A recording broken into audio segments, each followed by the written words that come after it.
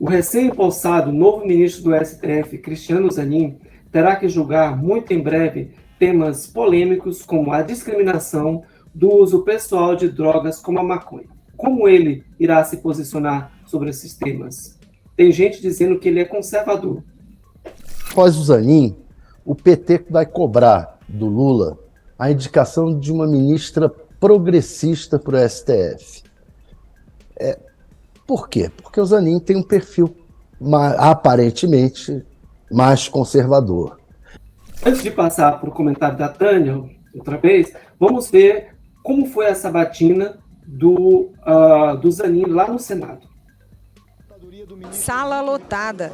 A sabatina de Cristiano Zanin contou com a presença de senadores e representantes do Judiciário.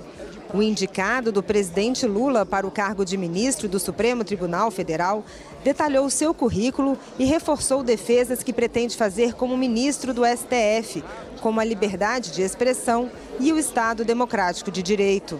E humildemente me apresento para o crivo de estatura de Vossas Excelências para, caso seja aprovado, vir a exercer o honroso cargo de ministro do Supremo Tribunal Federal. E continuarei respeitando as nossas instituições democráticas, como sempre fiz como advogado. O Estado Democrático de Direito pressupõe ainda a liberdade de expressão, assim como a liberdade de imprensa.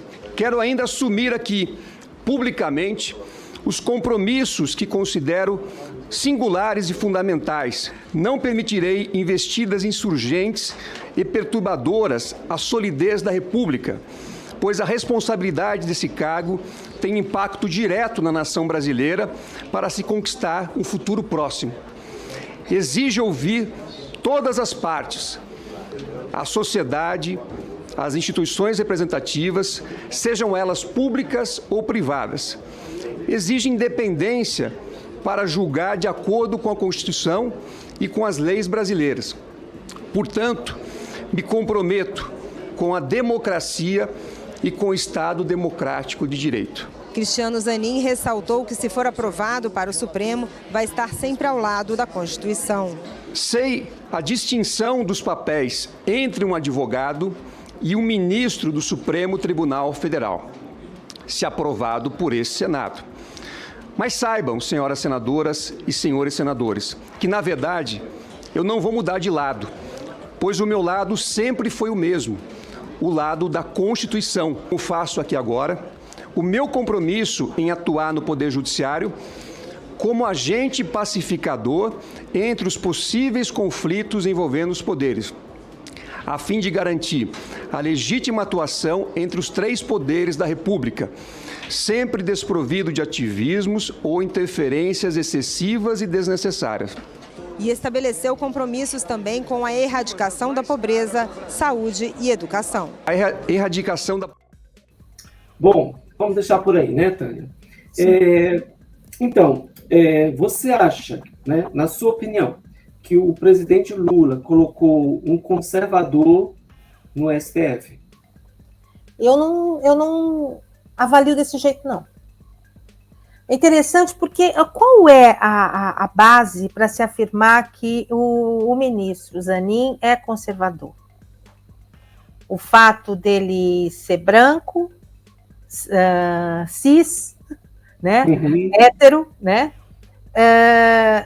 Ter uma postura ligada ao grupo dominante da sociedade, mas ele deixou muito claro, ele não pode ser ativista político, porque os ministros do STF não podem ser ativistas, e quando foram, ajudaram a dar o golpe em Dilma Rousseff, ajudaram a montar a farsa que virou o golpe de Dilma Rousseff, ajudaram a consolidar a extrema-direita, e hoje esse STF, que foi atacado durante todo o governo do inelegível e que depois foi atacado no 8 de janeiro, ele sabe qual é o seu papel, porque agora o STF está realmente assumindo o seu papel, que é um papel de defesa da Constituição e defesa do Estado Democrático de Direito. E o ministro Zanin falou isso. E ele fala que vai defender a saúde, a educação para todos. Portanto, eu não sei onde é que ele está sendo, onde a PAU afirmam tanto que ele é conservador. Ele não tem ainda uma atuação. Nós não podemos dizer, se é conservar a Constituição, que bom que ele é conservador. Né? Então, eu não acredito que ele... A mesma coisa interessante, porque eu vejo o ministro Zanin, eu lembro da indicação do ministro Alexandre de Moraes. Todo mundo achava que o Alexandre de Moraes iria ser um ministro conservador. E ele está se mostrando um ministro legalista, que é o que é mais importante. E quem falou isso não fui eu. É o presidente Luiz Inácio Lula da Silva. Nós não precisamos de um ministro do STF conservador, um progressista. Precisamos de um legalista que defenda a Constituição e o Estado Democrático de Direito. E é isso mesmo que nós precisamos.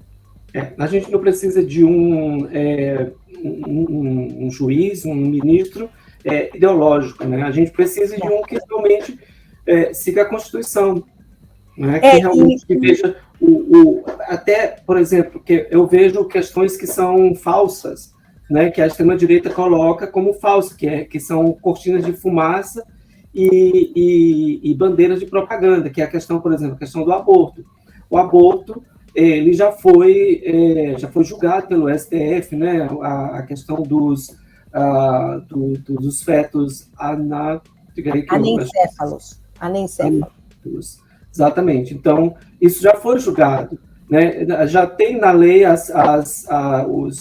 os casos específicos onde o aborto ele é possível. Então, a gente voltar a esse assunto do aborto, a gente está querendo encontrar cabelo no sapo, né? Então, coisas que não existem. Então, é simplesmente para criar uma propaganda contra o governo. E o Emerson, o que o ministro Zanin fala no seu discurso no Senado é importante. Ele fala que não vai ser um ativista, e nós não precisamos de ministros do STF ativistas. Na verdade, se eles forem ativistas, eles fazem um desserviço à nação. Exatamente. Porque é o que a gente está falando, eles estão lá para a Constituição. Então, se eu estou simplesmente querendo passar a minha postura extremamente, como era, evangélica, então, o livro que ali que tem que estar seguindo é um e o cara está seguindo o outro, né? E, na realidade, a gente está trabalhando para uma porção da população que, na realidade, nem quer isso, entendeu? Porque eu acho que a maioria dos evangélicos hoje no Brasil, pelo menos aqueles que são mais lúcidos, eles querem a democracia, entendeu? Eles querem o Estado Democrático de Direito porque, como se diz, é a liberdade, né? A gente quer a liberdade, entende? Imagina se hoje a gente não tem a liberdade de culto, se hoje a gente não tem a liberdade, sei lá, de fazer o que a gente quer com a nossa vida. Então, seria um Estado autoritário. E na realidade, quando a gente viu aquele pequeno exercício ali, estou dando minha opinião já. Mas aqui pode, né? Aqui o comentarista pode dar um pouco de opinião. Mas realmente é o que a gente viveu, que a gente sofreu, né?